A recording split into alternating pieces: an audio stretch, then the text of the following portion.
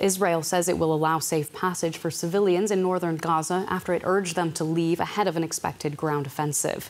Israeli officials said 2 main roads would allow people to escape safely until 4 p.m. local time. This comes after Israel's military on Friday said infantry and tank units entered Gaza to track down rocket crews, destroy weapons, and search for hostages. It says it found and repatriated the bodies of some missing Israelis. Well, Israel has vowed to destroy Hamas for its attacks a week ago that killed more than 1,000 Israelis. It is expected to carry out a major offensive in Gaza. The UN is warning of a humanitarian disaster. Another night lit up by explosions. Israel's military earlier ordered more than 1 million people living in the north of Gaza to move to the south. They were given 24 hours to clear the area. We've told people they need to evacuate. We expect them to evacuate. We are operating to restore safety and security to the people of Israel. But the UN says it's impossible for everyone to follow the order. Moving more than 1 million people across a densely populated war zone to a place with no food, water, or accommodation, when the entire territory is under siege, is extremely dangerous and, in some cases, simply not possible. Hundreds of families head south in cars and trucks, while Israeli airstrikes level buildings. They fear nowhere is safe, caught between staying in their homes under bombardment or risking the dangerous road journey.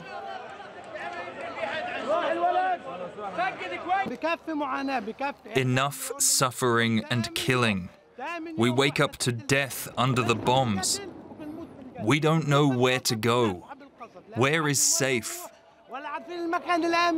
With Gaza under the heaviest Israeli bombardment it has ever seen, hospitals are overwhelmed. Israel is unrepentant. We are striking our enemies with an unprecedented power. I emphasize it's just the beginning. Our enemies have just begun to pay the price. I can't divulge what comes next, but I can tell you it's just the beginning. Gaza's humanitarian crisis is deepening by the day. As well as the airstrikes, Israel is blockading food and water, fuel and power. Rights groups are calling for a secure corridor to bring in desperately needed supplies.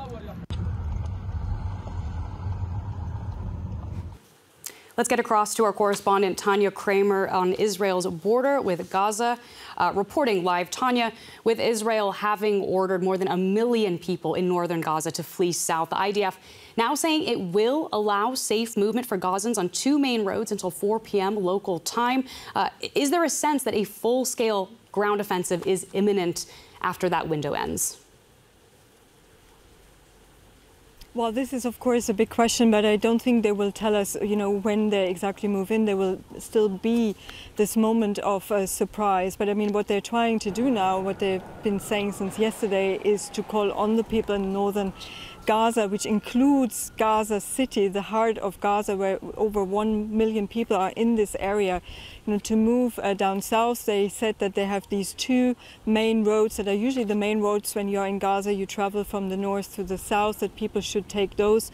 And these are some kind of safe corridors to travel to the center of Gaza or to the south. This is at the moment what they're telling people there to move, because as one of the army people there said, they will hit hard and they're calling on people to move. But it's very, very difficult. We're hearing also from the humanitarian side. I mean, it's not so easy for people just to move south in this moment.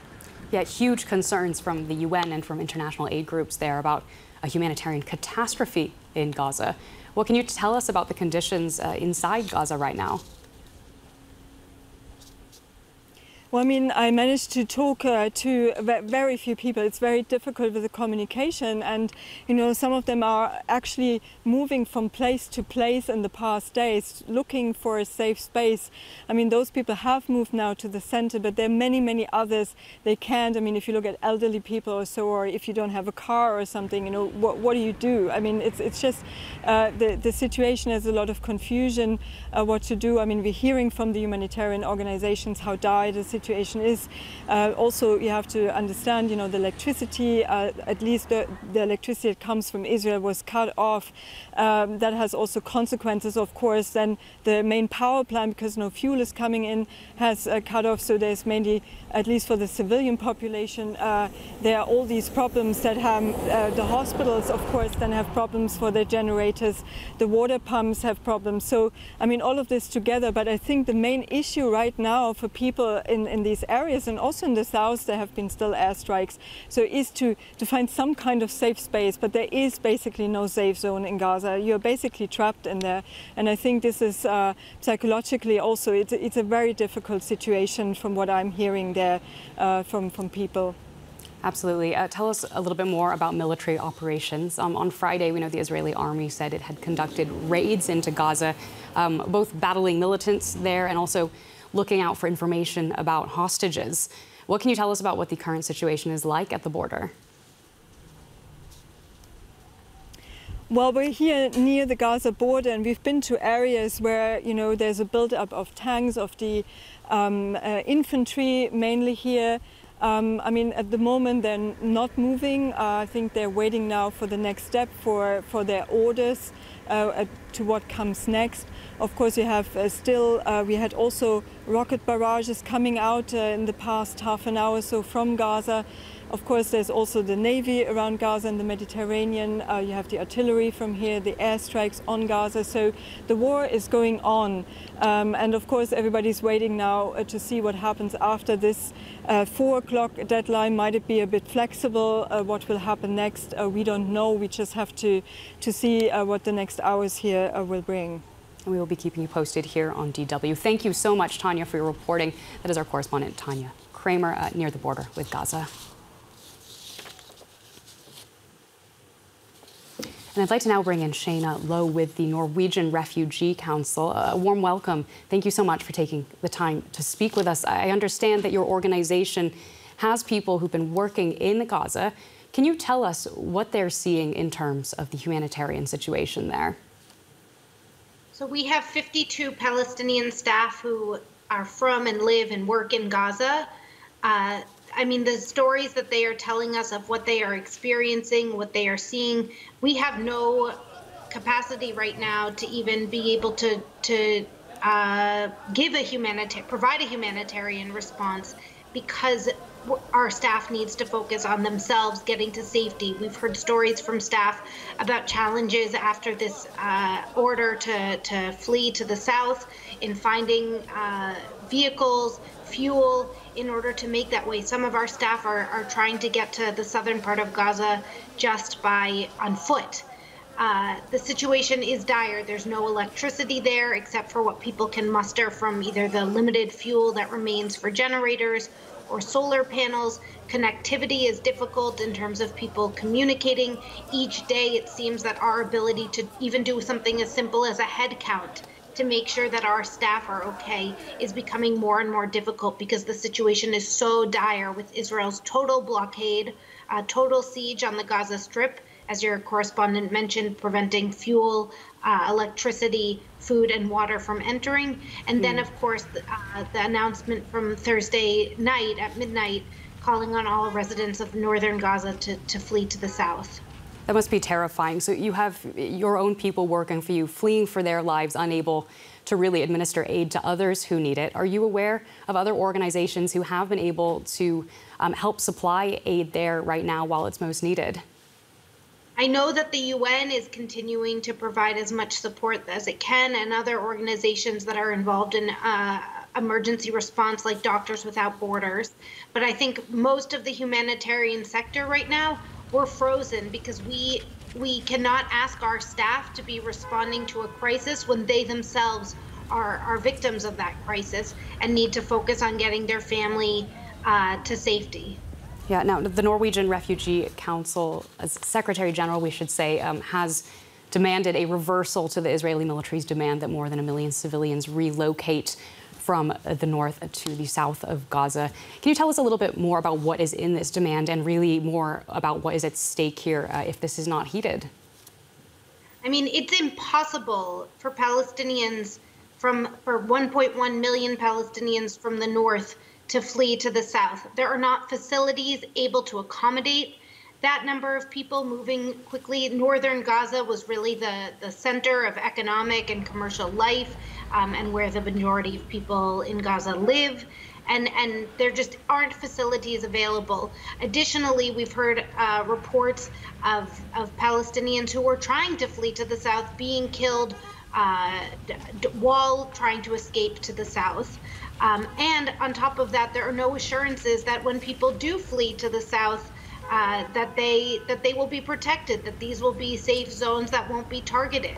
And so we need assurances that if people are going to be evacuated, that it needs to be done in a way in which transport can be arranged and accommodated, that doesn't cause widespread panic and chaos, and that allows for one, the accommodation of the influx of people, but also assurances that once hostilities end, that those people are able to return to their homes.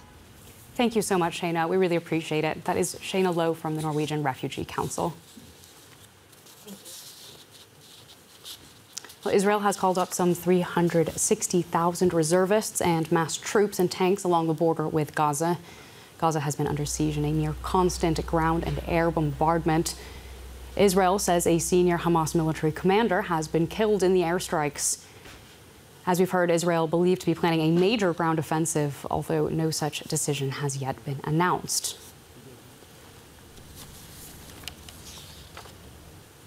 I'd like to turn to the strategic implications of war as Israel appears to be readying that ground offensive in Gaza. For more, we can speak to Marina Miron, a war studies researcher at King's College London. Marina, good to see you. Let's start on the ground. In terms of military strategy, what does Israel need to consider as it's preparing a massive offensive against Hamas? Good day, Claire. Well, first of all, we have seen that there have been raids in order to prepare the military operation and to neutralize as many Hamas fighters as the Israeli military can at this stage. And they have also tried to resolve the hostage situation, which of course complicates the whole endeavor. What is needed essentially, and this is a very complex operation, because if the ground operation is to take place on the operational and tactical level, what the Israeli military will need is, first of all, good intelligence. Because as they move from the sandy countryside into the urban areas, it will be very difficult to track down the fighters because they are very well entrenched. Hamas is very well entrenched, and they have been preparing for this.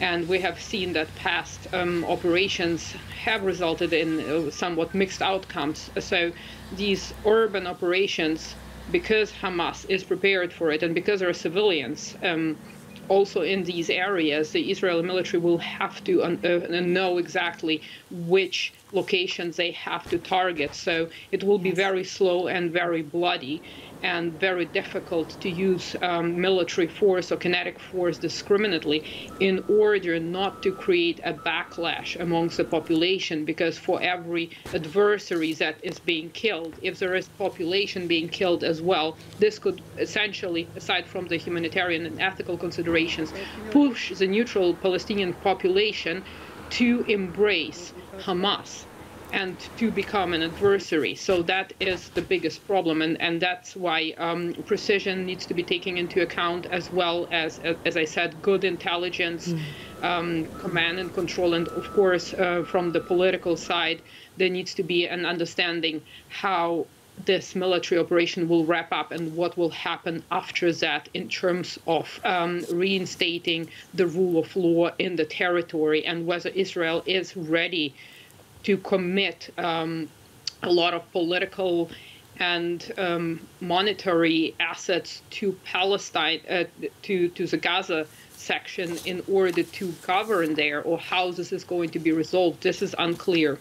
Yeah, what do you think the wider implications are of a major war between Israel and Hamas? How concerned are you about spillover or a much wider conflict?